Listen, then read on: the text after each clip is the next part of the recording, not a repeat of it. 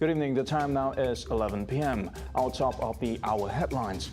Malacca Chief Minister announced his resignation. Carjacker dies after a high-speed chase, and there's potential in waste energy industry and Sarawak. Hello there, you're now with me, Douglas Elliott, and you're tuning into TVS Nightline.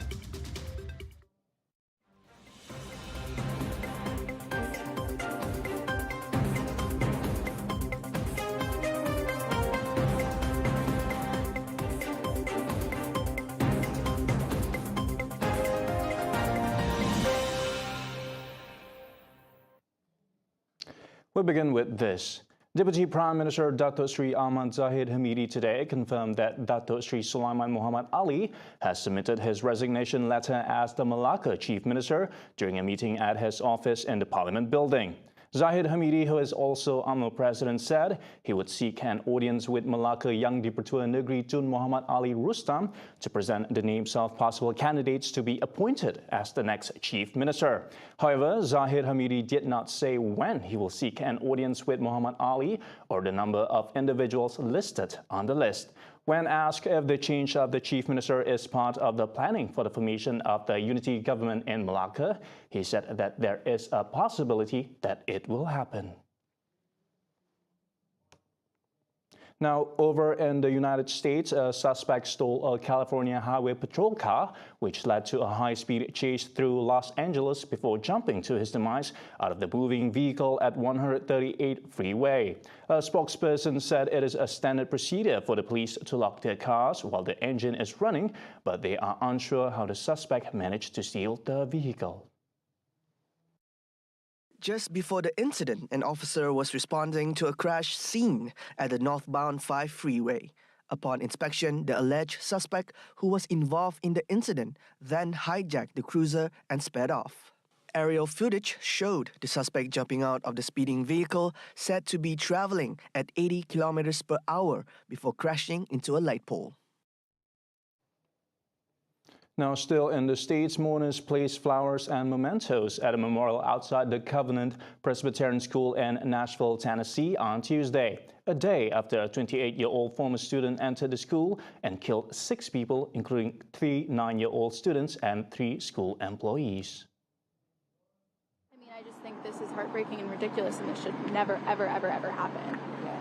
And anything that can be done to prevent this needs to be done. We woke up this morning and we were like, we want to do more than just look at social media and look at all these posts that are being made.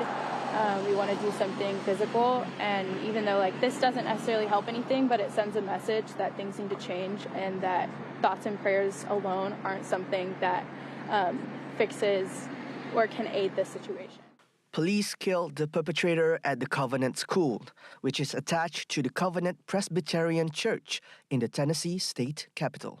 The motive was not immediately known, but the suspect had drawn detailed maps of the school, including entry points for the building, and left behind a manifesto and other writings that investigators were examining, Police Chief John Drake told reporters. Several well-wishers came to the memorial site this morning to mourn the loss of the victims in the latest mass shooting at a U.S. school.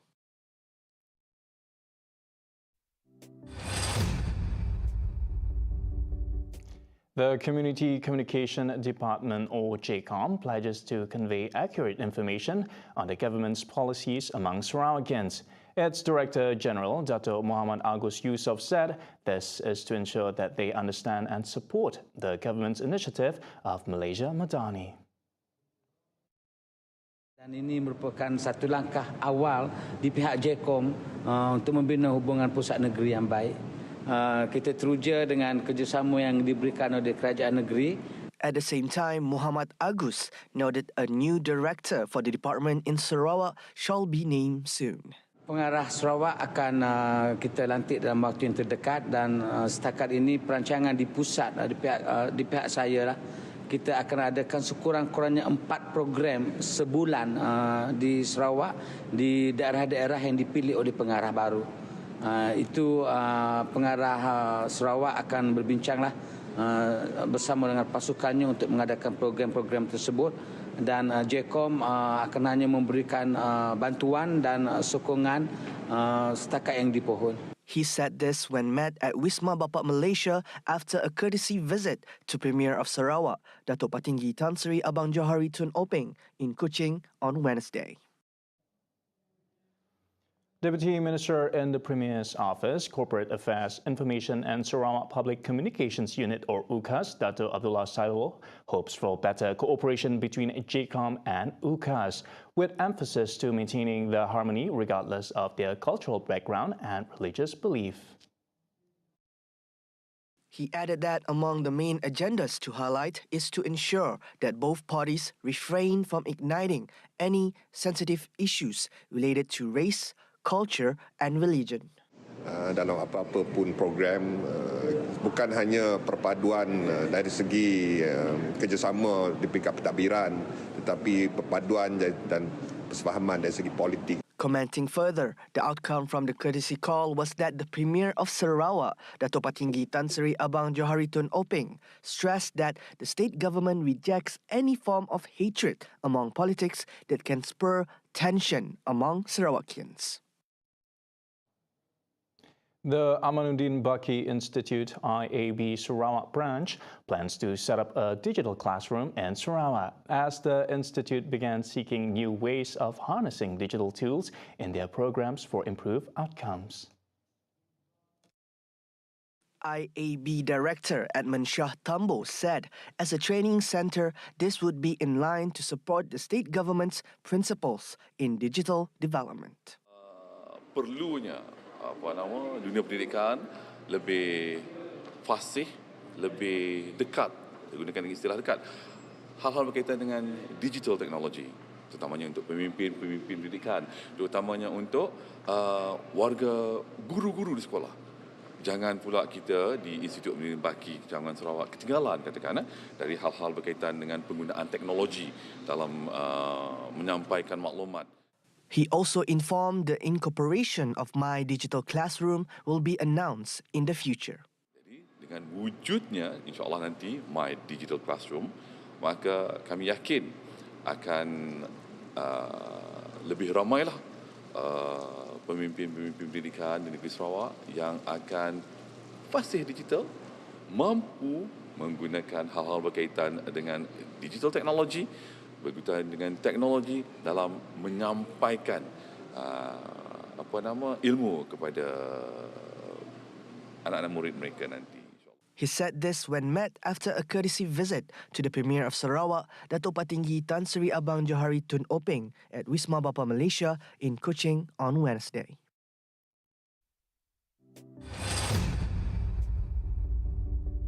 The Sarawak United People's Party SUPP Public Complaints Bureau today will be assisting a couple who are facing difficulties in registering their marriage under the civil law due to a religious status issue.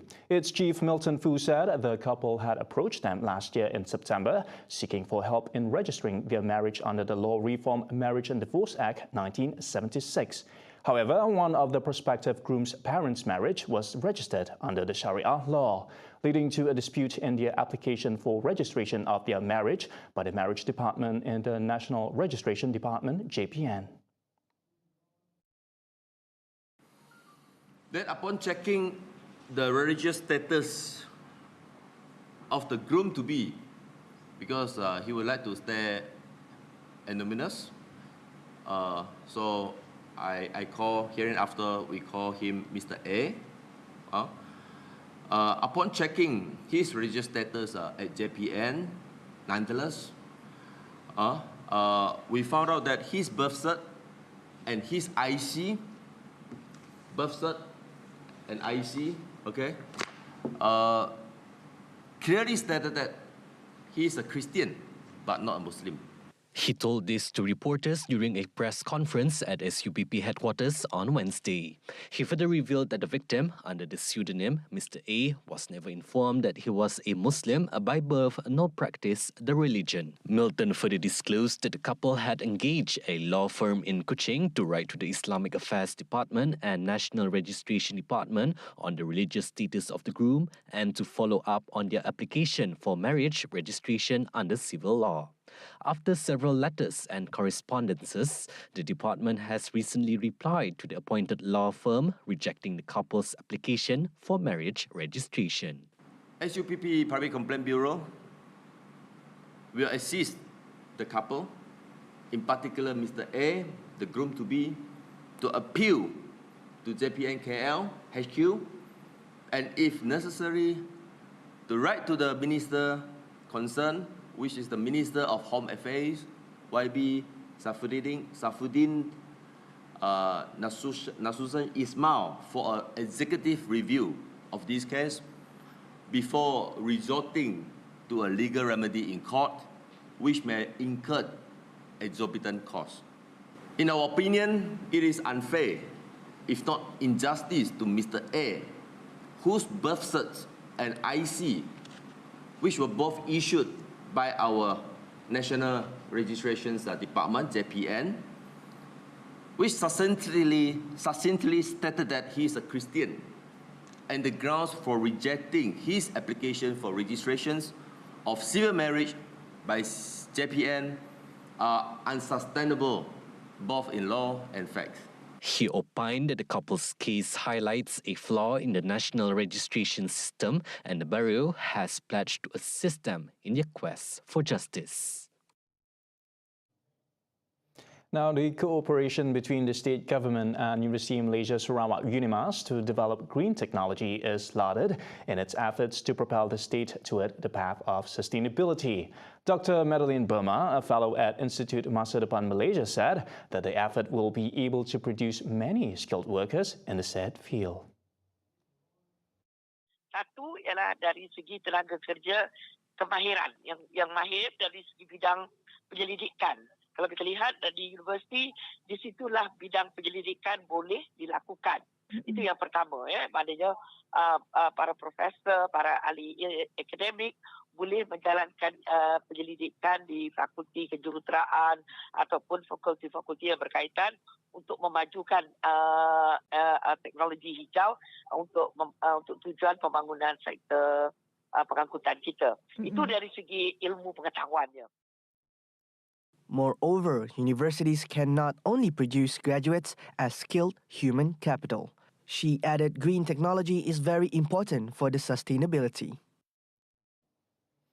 Now, similarly, Sarawak has the potential to harness energy from agricultural waste as it produces methane during decomposition. This was proven via a recent research published by Crown Research Sendirian Berhad, who have successfully harnessed biogas from sago waste that has the potential alternative for cooking gas channeled directly to residentials via pipelines. Dr. Yonis Buswig, a lecturer from UNIMAS Faculty of Engineering, said that if this technology is applied for the masses, it will be able to reduce carbon emissions significantly, turning Sarawak as the powerhouse in the renewable energy industry. The technology, paired with the massive production of agricultural waste, permits for a steady production of the biomass energy. Malaysia annually produces approximately 168 million tons of the agricultural waste, which should be used to produce the energy by biomass technology. So I believe that we have Malaysia, especially, and also Sarawak, especially, we have the potential amount that be achieved, the enough energy that we need, and also to convert the waste to energy. By 2030, Malaysia aims to reduce carbon emissions, while globally, the reduction range is set between 42% to 70% by 2050. Meanwhile, regarding the state government's call to UNIMAS to collaborate in developing renewable energy sources, Yonis said it is a definite yes. Yes, I think that UNMES could be the best player for this one because we have the expertise and we have the expert people for the especially for renewable energy for different sector. You know, we have the expert people in the biomass, and the renewable energy, especially for the solar, for the hydro.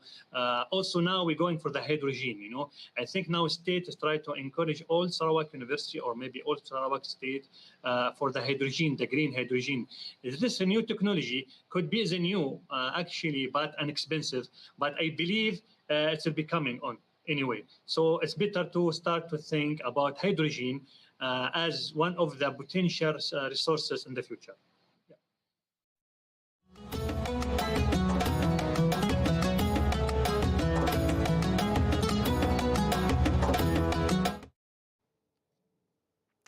Head of State Tun Pen Sri Abdul Taib Mahmud and wife Tuan Puan Datuk Petinggi Ragat Kurdi Taib attended the Majlis Iftar Perdana organised by University Malaysia Sarawak UNIMAS in Kota Semarahan this evening. Held at the university's Tun Abang Salahuddin Islamic Centre, the Iftar Perdana aims to foster a sense of belonging among the campus community as well as the local community during Ramadan. Taib, who is also the university chancellor, joined the Maghrib, Ishaq and Tarawih prayers with the other guests, as well as presenting donations amounting to 1,000 ringgit to 4 mosques and the Baitul Ittiham NGO. Also present were UNIMAS Board of Directors Chairman Tan Sri Datuk Sri Panglima Sulong Mat Jerai and Vice Chancellor Professor Datuk Dr. Muhammad Karim Suwaidi.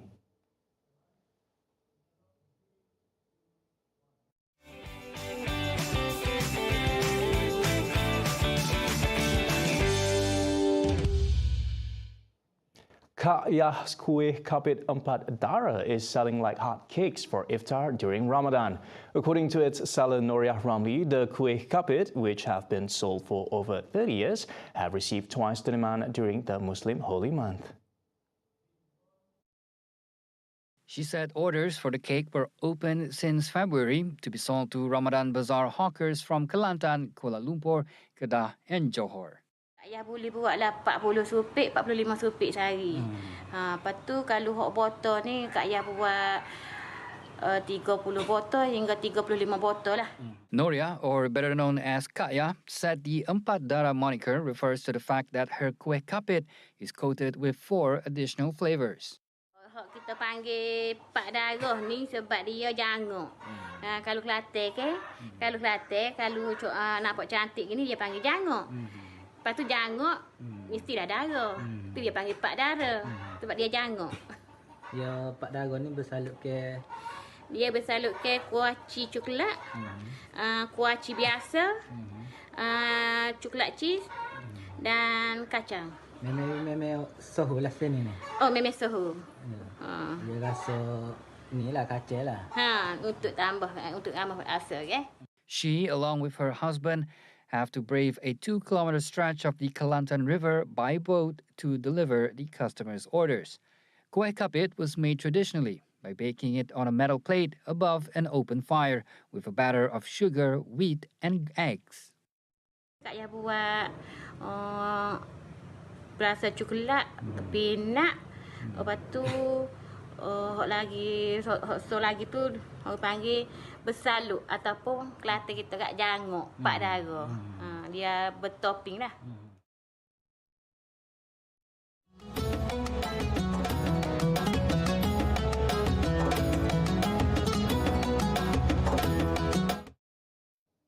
We'll be taking a short break, but coming up right after, Ministry mulls new selling price for eggs and poultry, and Malaysia expects moderate growth in 2023. Right here on TVS Nightline, we'll be back.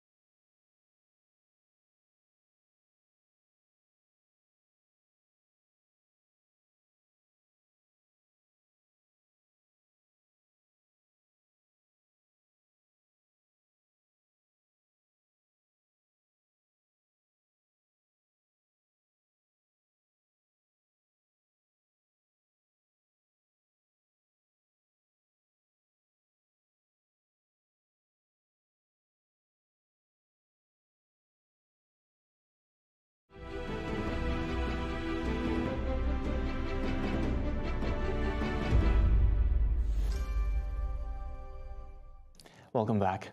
A new ceiling price for standard chicken and eggs, after monitoring its supply in the market, is expected to be announced by the Ministry of Domestic Trade and Cost of Living.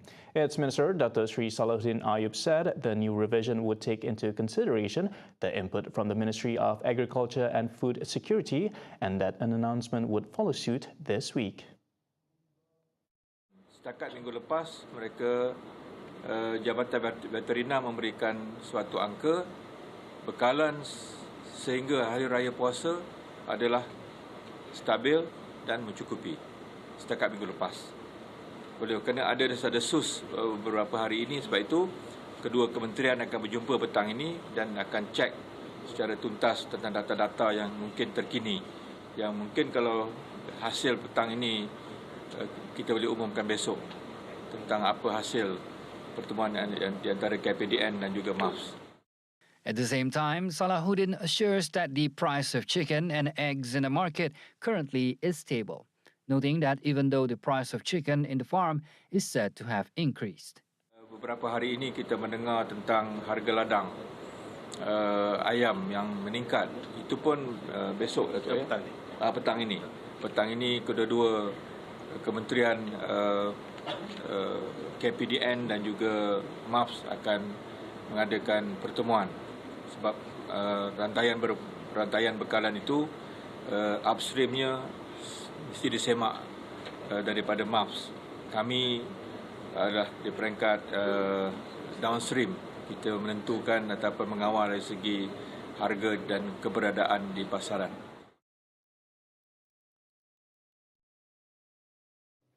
In a bit of economic update, as the Malaysian economy is projected to grow between 4% and 5% in 2023, supported by firm domestic demand amidst challenges rising from the slowing global growth. Bank Negara Malaysia (BNM) said this today.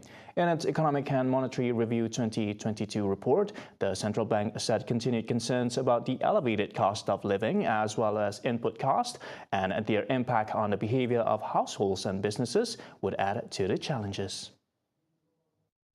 Despite external headwinds, overall growth will be driven by firm domestic demand.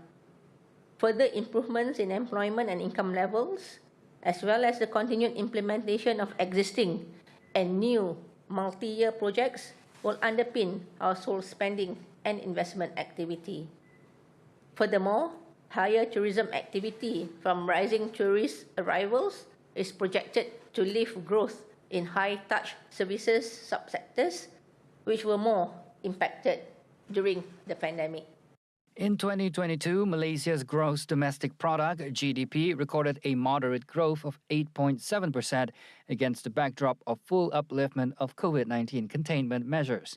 BNM said in tandem with a more subdued global trade activity, gross exports are expected to expand modestly at 1.5% in 2023, while gross import would likely slow down to 1.1% in 2023. It said further recovery in inbound tourism and moderation in import growth will continue to provide support to net export growth.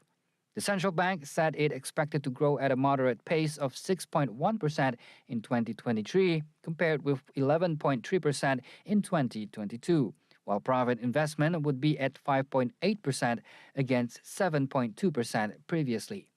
Meanwhile, BNM said the headline and core inflation are projected to average between 2.8% and 3.8% in 2023, and expected to register a continued surplus of between 2.5% and 3.5% of GDP in 2023.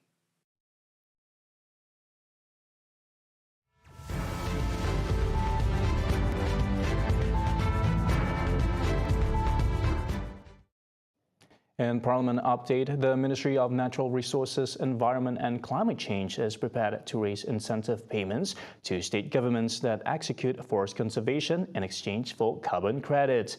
Its Minister, Nazmi Nik Ahmad, said this commitment is demonstrated by the increased allocation of funds in Budget 2023, with distribution rising from 70 million ringgit in 2021 and 2022 to 150 million ringgit.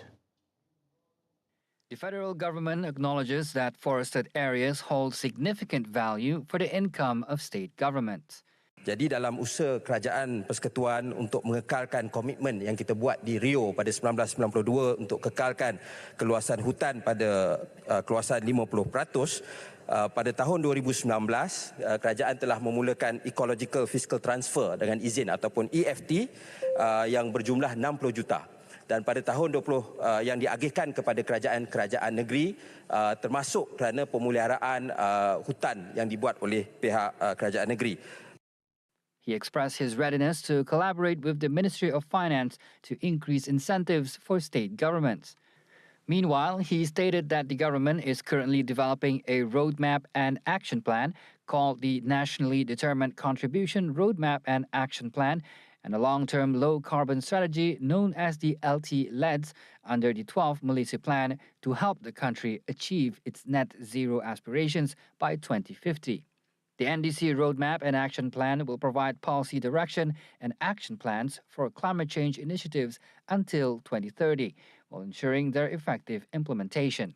Samping itu, LT-LEDS akan memberikan strategi jangka panjang negara termasuk keutamaan pembangunan, wawasan serta hala tuju pembangunan yang akan datang.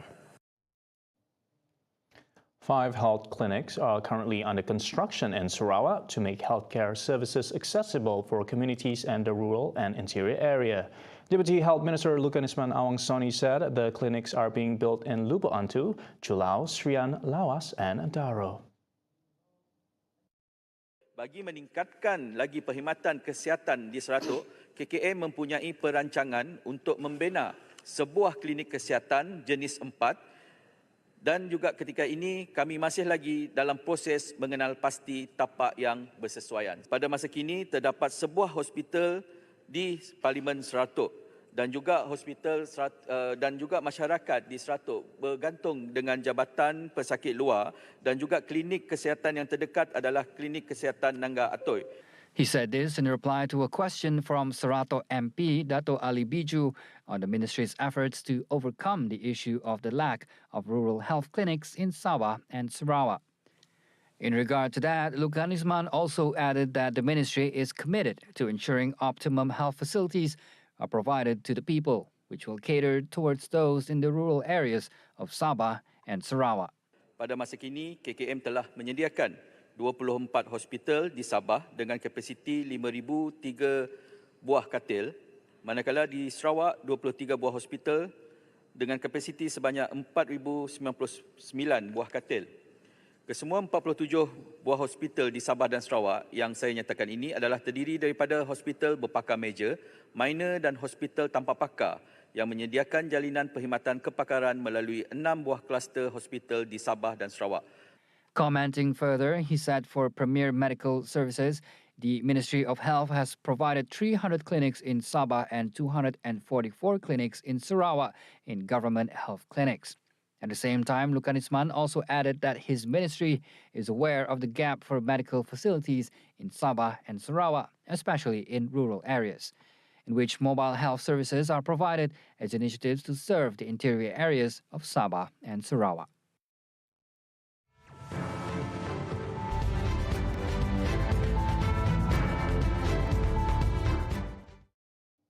And that wraps TVS Nightline for tonight. I'm Douglas Elliott. Thank you for watching and good night.